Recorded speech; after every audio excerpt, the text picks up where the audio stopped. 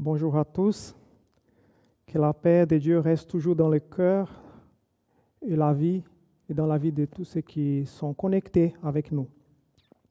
Ce matin, je vous invite à méditer sur le thème l'agenda de Dieu et l'agenda du monde. Alors, quel est l'agenda de ce monde? Quel est l'agenda de Dieu? Et quelles sont les implications de ces agendas dans nos vies? Avec l'aide de Dieu et des événements qui nous entourent, nous allons trouver des réponses à ces questions et prendre position en tant qu'individu devant Dieu et devant ce monde. Alors, je vous invite à la lecture d'un texte de la Bible qui servira de base pour notre méditation, qui parle du temps. Alors, si vous avez votre Bible, ou sinon vous pouvez accompagner directement, c'est dans le livre d'Ecclésiaste, chapitre 3, du verset 1 jusqu'au verset 11. Lisons, le texte Bible dit « Il y a un temps pour tout et un temps pour toute activité sur le ciel, un temps pour naître et un temps pour mourir, un temps pour planter et un temps pour arracher ce qui a été planté. Un temps pour tuer et un temps pour guérir, un temps pour démolir et un temps pour construire, un temps pour pleurer et un temps pour rire, un temps pour se lamenter et un temps pour danser, un temps pour lancer des pierres et un temps pour ramasser, un temps pour embrasser et un temps pour s'éloigner des embrassades, un temps pour chercher et un temps pour perdre, un temps pour garder et un temps pour jeter, un temps pour déchirer et un temps pour coudre, un temps pour se taire et un temps pour parler, un temps pour aimer et un temps pour détester, un temps pour la guerre et un temps pour la paix. Mais quel avantage celui qui agit retire-t-il de la peine qu'il se donne? J'ai vu quelle occupation de réserve aux humains. Il fait toutes choses belles au moment voulu. Il a même mis dans le cœur de la pensée, leur cœur, la pensée de l'éternité, même si l'homme ne peut pas comprendre l'œuvre que Dieu accomplit du début jusqu'à la fin. Voici un texte qui parle du temps. Cette semaine, j'ai pris un petit moment pour regarder mon agenda de l'année 2020 jusqu'à aujourd'hui. J'ai remarqué que c'était une année spéciale. Beaucoup des entretiens ont été annulés, remportés peut-être une deuxième fois. J'ai remarqué que notre dernier culte après les confinements, c'était le 8 mars 2020. Nous sommes le 8 novembre, ça veut dire 8 mois. Notre dernier repas communautaire, alors pour ceux qui ne connaissent pas, ici à l'église, de temps en temps, il y avait 2 repas. Après le culte, on était tous ensemble dans les foyers pour partager un repas ensemble. La dernière date, c'était le 23 février 2020. Notre dernier culte de baptême. Alors, pour ceux qui ne connaissent pas ces lieux, il y a un baptistère ici, juste à côté de moi. Et j'ai remarqué dans l'agenda que le dernier baptême, c'était le 25 août 19. Notre dernière Sainte Seine en présence, nous allons partager tout à l'heure ce temps, mais en présence tous ensemble, c'était fin février, début mars 2020. Oui, le temps passe. Et qui pourrait imaginer qu'aujourd'hui, cette salle serait encore une fois vide, à part les personnes qui sont là pour la technique, comme vous avez vu tout à l'heure. Qui pourra imaginer tous ces changements en seulement 8 mois? Alors, le thème de mon message parle des 2 agendas. Réfléchissez avec moi. Tout d'abord, parlons de l'agenda du monde. 8 mois se sont découlés, beaucoup de choses se sont passées. Mais quand on parle d'agenda du monde, il y a plusieurs genres d'agenda. Tout d'abord, il y a mon agenda, ton agenda. Ça peut être sur un smartphone ou bien en papier, mais il y a plusieurs événements enregistrés. L'agenda familial, les anniversaires, les dates de vacances. Vous avez aussi un agenda professionnel qui montre quels sont les entretiens, les deadlines, les choses importantes dans votre travail. Il y a aussi notre agenda social, les événements, les célébrations, les rencontres, la culture, les sports. Parlons d'un deuxième agenda de ce monde, c'est l'agenda gouvernemental. Chaque ville, canton, chaque pays, continent, il y a un agenda. Il y a des décisions administratives, juridiques, politiques, économiques. Les jours fériés, les vacances, les élections, tout cela est dicté par un agenda gouvernemental. Troisième agenda qu'on peut souligner, c'est l'agenda global. Il y a les gouvernements locaux et aussi dans le monde. Nous pouvons citer quelques organisations, l'ONU, les Nations Unies, l'Organisation mondiale de la santé, l'Organisation mondiale du commerce, les forums économiques de Davos et d'autres organismes, l'Union européenne, ils ont un agenda. On pourrait aussi parler de la nouvelle ordre mondiale. Ils ont aussi un agenda pour l'humanité, pour les peuples de la Terre. Alors, quel est l'agenda de Dieu pour ce monde? Et on va voir qu'il y a une ligne qui divise ces deux agendas, l'agenda du monde et l'agenda de Dieu. Notre Dieu, il est illimité par rapport au temps. Devant lui, il n'a pas de passé, de présent et de l'avenir. C'est toute la même chose. Pierre a écrit dans sa lettre qu'un jour, pour Dieu, c'est comme 1000 ans, et 1000 ans comme un jour. Mais l'agenda de Dieu nous donne la paix et l'espérance. Jérémie, je lis 29, 11 dit, « En effet, moi, je connais les projets que je forme pour vous, déclare l'Éternel, projets de paix et non de malheur, afin de vous donner un avenir et de l'espérance. » Cela nous montre que l'agenda de Dieu est réservé pour ceux qui veulent connaître ces projets. Ce sont des projets de paix pour donner un avenir et de l'espérance. C'est un peu le contraire de ce qu'on voit dans ce monde. En monde, il y a un manque de paix, il y a un manque d'espérance et un avenir incertain. Le diable a une agenda vraiment terrible pour ce monde. Vous avez déjà arrêté pour penser ou poser des questions simplement. Tous ces changements que nous avons vus les derniers 8 mois, et si cela tous faisait partie d'un agenda? Les événements qui sont devant nous, peut-être font partie aussi d'un agenda.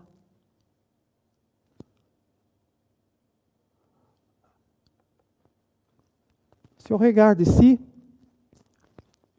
on parle d'agenda global. Alors, les histoires qui façonnent les agendas du monde, des régions et des industries, on peut trouver facilement, par exemple ici dans les forums économiques mondiaux. Et alors, ils sont bien organisés. Il y a un agenda mondial avec des événements qui vont se passer. On voit ici même, il dit que comment et pourquoi les plages vont disparaître d'ici à 2100. Alors, c'est un agenda vraiment pour très, très loin. Il y a un agenda régional. S'il parle de l'Union européenne, par exemple. Il y a un agenda sectoriel.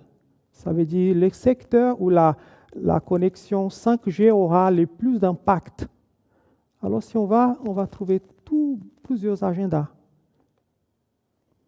Ici, vous avez déjà entendu parler de ça, The Great Reset.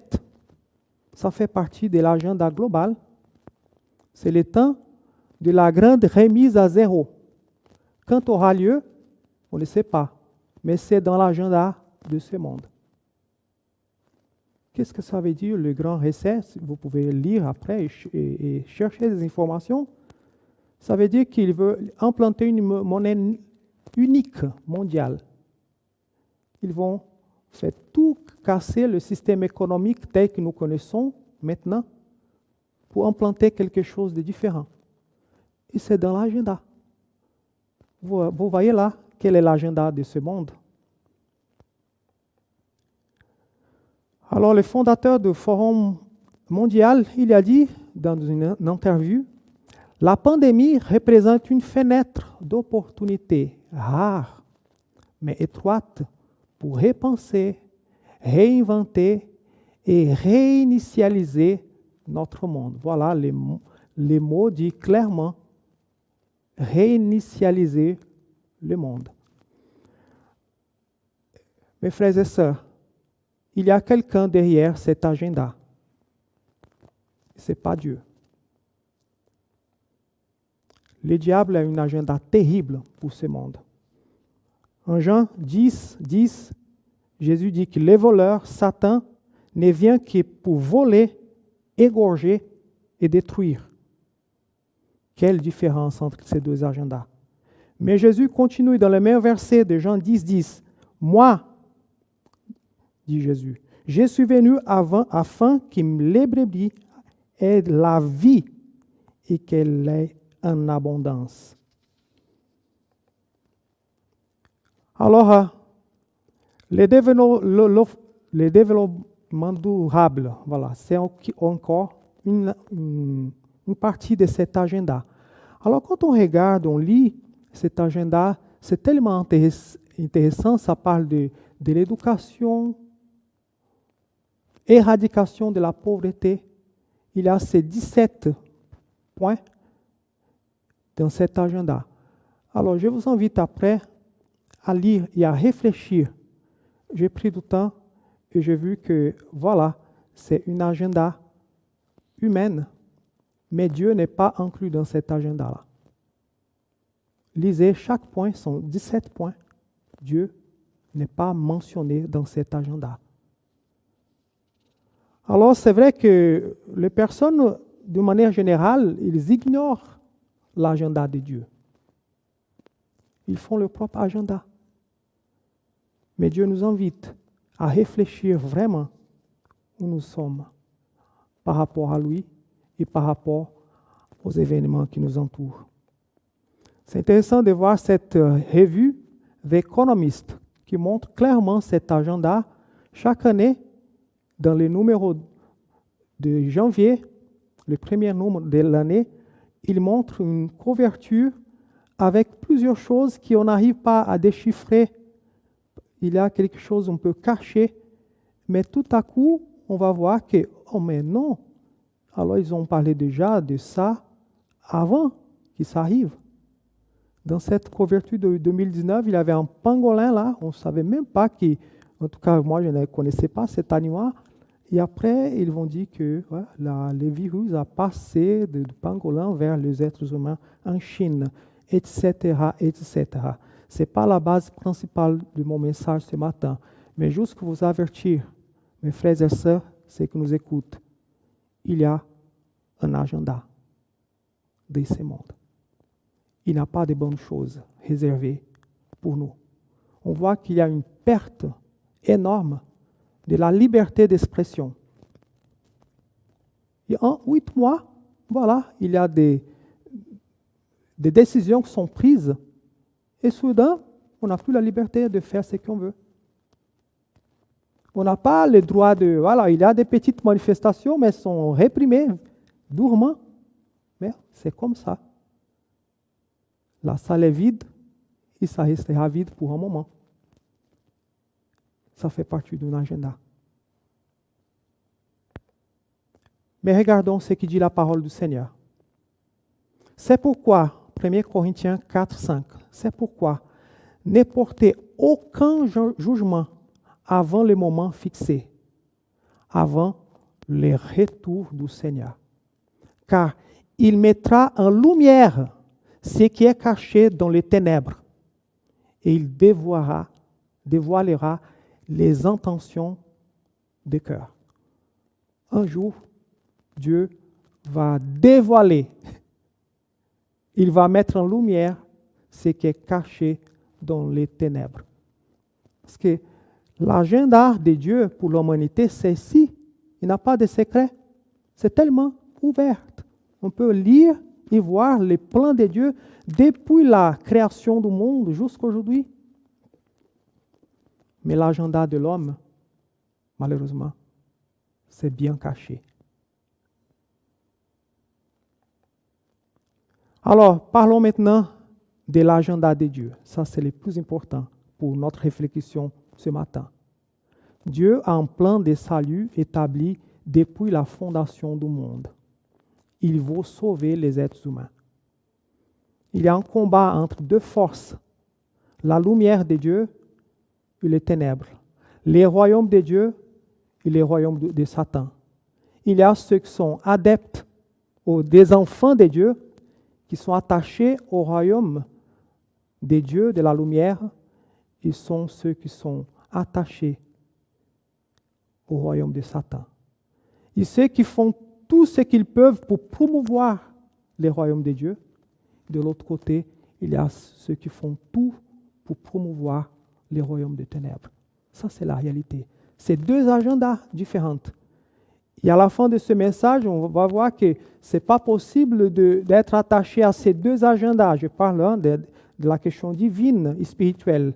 L'agenda de Dieu ou bien l'agenda du diable, de Lucifer ou de l'ennemi. Vous pouvez choisir le nom que vous voulez. 2. Dans l'agenda de Dieu était prévu la venue de Christ sur terre. Il est venu. C'est pour cela que nous sommes là ce matin.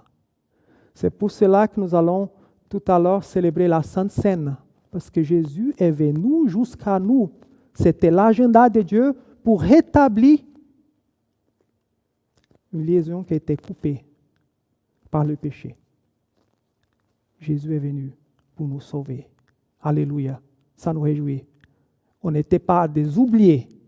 Dieu a pensé à nous. Il a donné l'opportunité de réconciliation avec lui par Jésus-Christ. Aussi, dans l'agenda de Dieu était prévu la mort, la résurrection, l'ascension de Christ. Et c'est intéressant que Jésus, il connaissait bien l'agenda. Combien de fois les disciples disent, mais pourquoi cela n'arrive pas? Jésus disait, mon temps n'est pas encore arrivé. Il y aura un temps pour ceci, il y aura un temps pour cela. Si vous lisez le chapitre 21 de Luc, vous allez voir que Jésus a prévu des événements qui auront lieu à la fin des temps et que nous voyons maintenant avec nos yeux. Ils sont devant nos yeux. Jésus a prévu. Alors, il connaît toutes choses. Alors, il a vécu sur cette terre, il est mort, il est ressuscité, il est monté au ciel. Et ça fait partie de l'agenda de Dieu. Le retour du Christ en gloire. Un jour, il va revenir pour chercher son peuple. Les derniers jugements, ah oui, chaque personne sur cette terre, ceux qui font les choses cachées, ceux qui veulent du mal pour le peuple, ceux qui veulent la destruction, ceux qui cherchent la guerre, un jour, ils seront jugés. Ça fait partie de l'agenda de Dieu, les derniers jugements. Où moi, toi, nous tous, nous serons devant celui qui est le créateur de toutes choses, pour rendre compte de nos actions, soit les biens, soit les mal.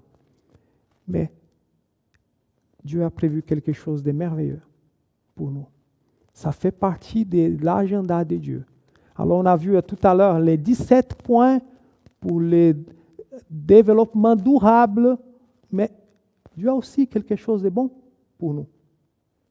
La Bible dit clairement qu'après la fin de toutes choses, il y aura un nouveau ciel et une nouvelle terre. Voilà, ça fait partie aussi de l'agenda de Dieu. Alors, nous sommes tous devant un choix. Quel est l'agenda qui prend le contrôle de ta vie? De quel côté tu donnes plus de place pour quel agenda dans ta vie? Alors, ce matin, je vous invite à une réflexion devant le Seigneur. 1 Corinthiens chapitre 2, verset 9 dit, « Mais comme il est écrit, ce que l'œil n'a pas vu, ce que l'oreille n'a pas entendu, ce qui n'est pas monté au cœur de l'homme, Dieu l'a préparé pour ceux qui l'aiment. » C'est merveilleux pour voir que l'agenda de Dieu pour moi, pour toi, pour toute l'humanité, nous dépasse complètement. Les choses qu'on n'a jamais pensées, des bonnes choses, le Dieu réserve pour ceux qui l'aiment. Regardez de l'autre côté de l'agenda, hein, des choses qui n'ont jamais pensé de terribles, des catastrophes. Le diable a préparé pour ceux qui le cherchent. Alors, son nom, c'est Diabolos. C'est lui qui trompe, l'accusateur. Et il trompe les gens.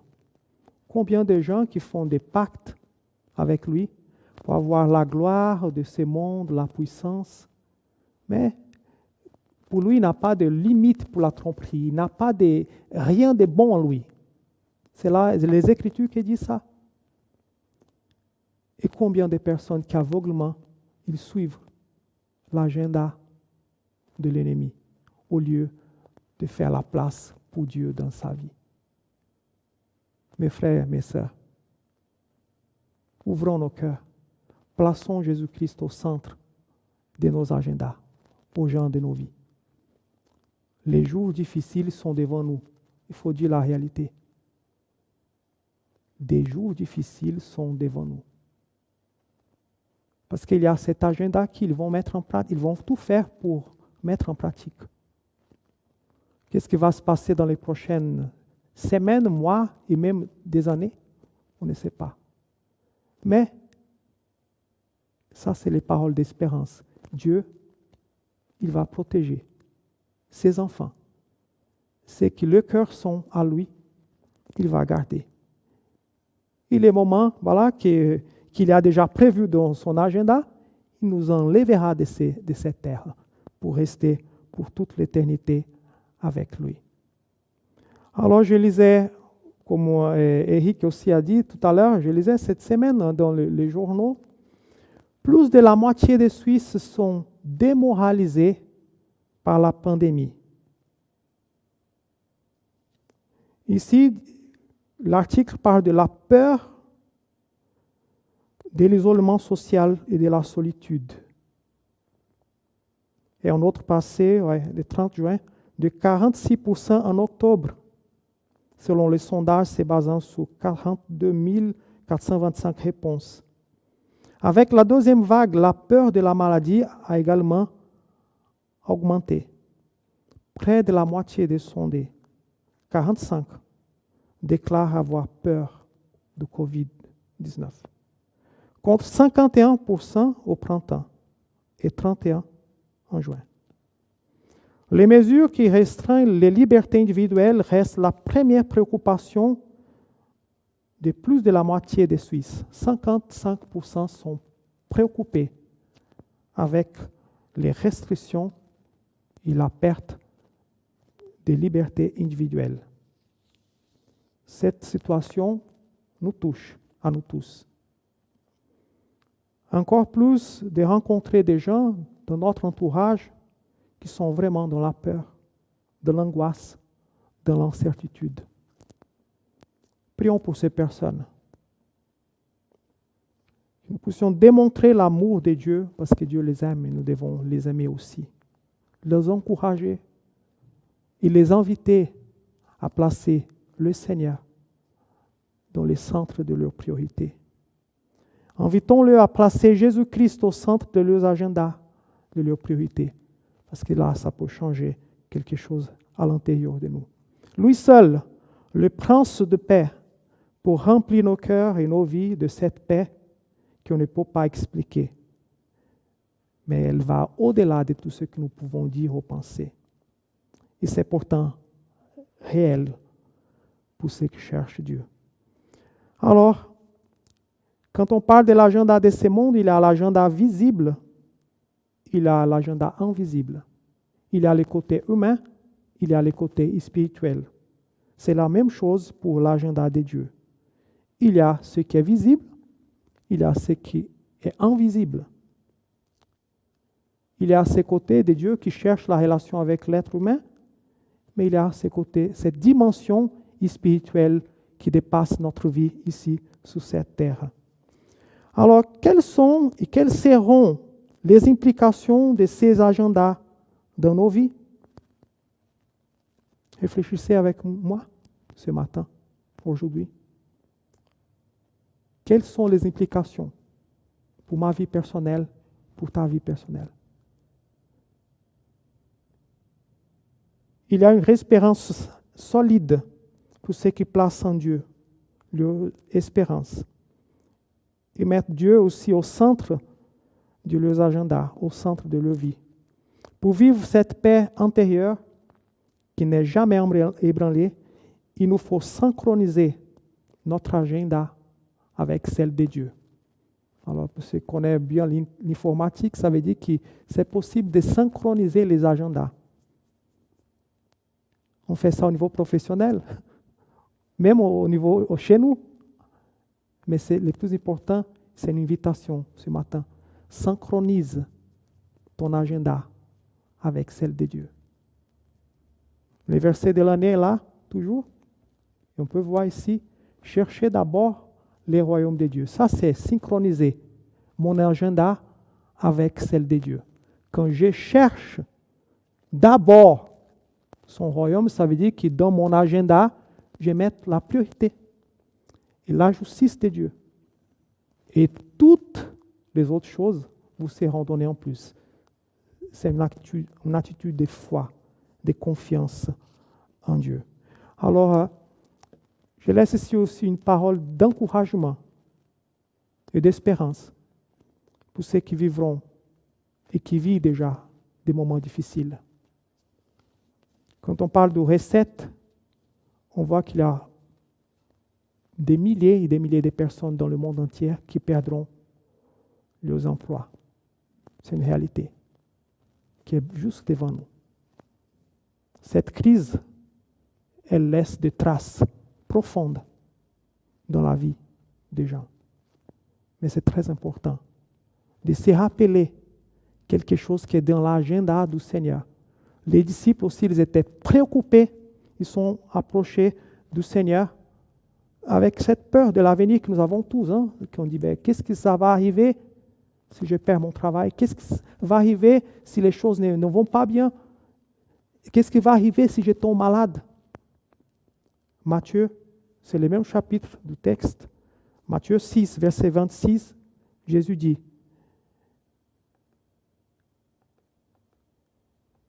regardez les oiseaux du ciel. Ils ne sèment pas, ils ne moissonnent pas, ils n'amassent rien dans des greniers. Et votre Père céleste les nourrit. Ne valez-vous pas beaucoup plus qu'eux? Les oiseaux, ils n'ont pas de compte bancaire. Ils n'ont pas de réserves, de grandes réserves. Mais Dieu les nourrit. Et Jésus a dit, vous avez vraiment plus d'importance que les oiseaux. Il voulait dire, Dieu, il prendra soin de ceux qui sont à lui, de ceux qui cherchent son aide. Dieu, il sera toujours ouvert à les aider. Pour finir, la question de l'agenda. Il y a dans le cœur de l'homme beaucoup de projets. Il y a dans nos agendas pour l'avenir ou pour le présent beaucoup de projets, beaucoup de souhaits. Mais c'est le plan de Dieu qui s'accomplit. Je peux changer le verset en disant, il y a dans l'agenda humain, il y a dans l'agenda mondial, il y a dans l'agenda des élites de ce monde beaucoup de projets. Mais c'est le plan de l'Éternel. C'est l'agenda de Dieu qui s'accomplira. Alors, nous pouvons, mes frères et sœurs, mes amis, rester en paix. C'est Dieu qui donne. Il a dit, je vous donne ma paix. Je ne vous la donne comme la paix de l'homme. Que votre cœur ne soit pas dans la crainte. Alors, je vous invite à la prière. Si ce message te touche, tu vis des moments difficiles, alors je t'invite à remettre ta vie entre les mains du Seigneur. Est-ce que tu te sens faible? Alors, c'est une invitation ce matin de se nourrir de cette parole du Seigneur. Je me pose la question si beaucoup de gens qui sont dans la peur, ils se nourrissent de ces médias qui sont contrôlés par les élites, ils bombardent les gens avec de mauvaises informations, et ça peut baisser vraiment le moral. Mais si tu prends du temps pour la parole de Dieu, ça va te remonter dans ton moral. Seigneur, aide-nous à vivre une vie qui te mette au centre. Nous allons garder nos agendas. Nous avons des projets pour le présent et pour l'avenir. Mais ne nous laisse pas oublier, Seigneur, de te mettre au centre de nos vies, au centre de nos agendas. Oui, Seigneur, sois le centre de nos vies. Et s'il y a des personnes qui écoutent cette transmission et n'ont pas encore franchi ce pas, alors, Seigneur, je te prie de, par ton Saint-Esprit, toucher le cœur de ces personnes, qu'elles puissent te confesser comme Seigneur, confesser ses péchés, demander pardon, ils seront sauvés, ils seront appelés enfants de Dieu, ils pourront avoir cette paix que nous avons tous en toi. Alors, que Dieu vous bénisse. Je vous invite à chanter ces chants comme une prière, une invitation à notre Seigneur de venir au centre de nos agendas, au centre de nos vies. Chantons, Jésus soit le centre.